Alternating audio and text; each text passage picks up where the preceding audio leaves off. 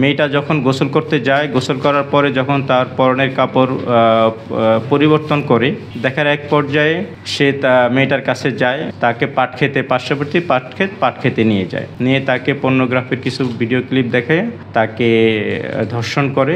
একটি নৃশংস হত্যাকাণ্ড ঘটে। সেখানে একটি মেয়ে, তার বয়স 15 বছর, নাম রেখা, সে শুক্রবার দিন দুপুরবেলা গোসল করতে যায়। গোসল করার পরে তার কাপড় চোপড়গুলো পুকুর ঘাটে ছিল।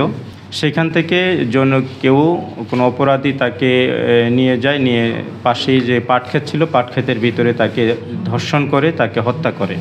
এবং আমরা খুব গুরুত্ব সহকারে এই ঘটনার তদন্ত ব্যবস্থা নিই।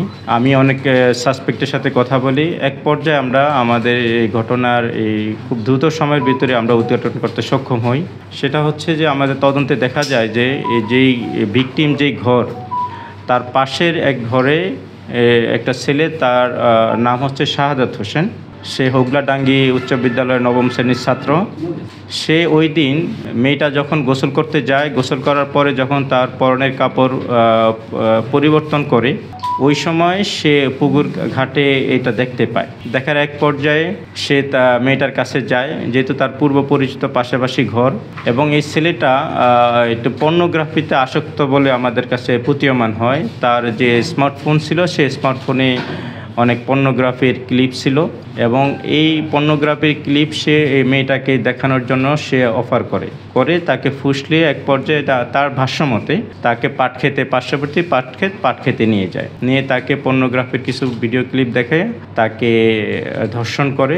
ধর্ষণের এক পর্যায়ে মেয়েটা বলে যে তার বাবাকে এই ঘটনা বলে দিবে। এই ভয় দেখালে সে কয়েকবারই তাকে অনুরোধ করে যে যাতে না বলে গার্ডিয়ানের কাছে, কিন্তু মেয়েটা বারবারই বলে যে না, সে এই কথা বলে দিবে। সে ভয় কোনো এক পর্যায়ে সে যখন তাকে কনভিন্স করতে নেই, তখন তার কামিজ ছিল, কামিজ দিয়ে তার গলা পেঁচিয়ে 2-3 মিনিট ধরে রাখার পরেই সে নিস্তেজ। এবং এটা শাহাদাত করে বিজ্ঞ আদালতে সুপুর্দ করার পরে তার এই স্বীকারোক্তিমূলক বক্তব্য বিজ্ঞ আদালতে প্রদান করে। পর্যন্ত আমাদের কাছে এটাই অনেকটা নিশ্চিত যে সে এই ঘটনাটি ঘটিয়েছে। সে নিজেই সেখানে মেয়েটার সাথে ফিজিক্যাল রিলেশন করে তাকে ওই মেয়েটার পরনের কামিজ দিয়েই তাকে তার গলায় পেঁচিয়ে তাকে শ্বাসরোধ করে হত্যা করা হয়। আমাদের পুলিশ প্রায় 24 ঘন্টার, তার ওই ঘটনা অবহিত প্রায় 24 ঘন্টার আসামিকে গ্রেপ্তার করে এবং বিজ্ঞ আদালতে তাকে সোপর্দ করতে সক্ষম হয়।